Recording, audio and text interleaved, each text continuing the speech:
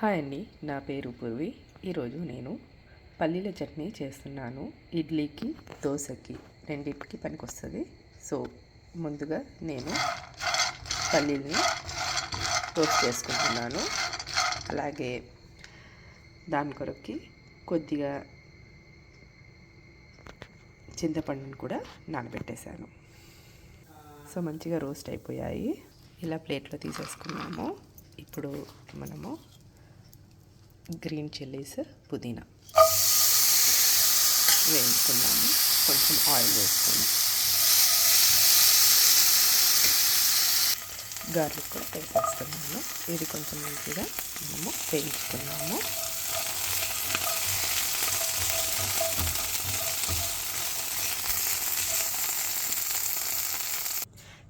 దీంట్లోనే కొబ్బరి, ఉప్పు వేసేసాను, అన్నీ కలిపేసి. ఇప్పుడు దీన్ని మిక్సీ చేసేసుకుందాము.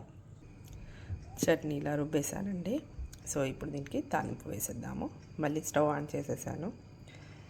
దీంట్లో కొంచెం నూనె వేసుకుందాము. ఇప్పుడు ఈ ప్యాన్లో తాలింపుకు ఆవాలు, జీలకర్ర, మినపప్పు, ఎండుమిర్చి, ఇంగువ అన్నీ వేసేసాను. ఇప్పుడు ఒకసారి కలిపేద్దాం. మినపప్పు గోల్డెన్ కలర్లో వచ్చేసింది. ఇప్పుడు కర్రీ లీవ్స్ వేసేసుకుందాం. ఈ చట్నీని మనం దీంట్లో వేసేసుకుందాం. పల్లీ చట్నీ రెడీ.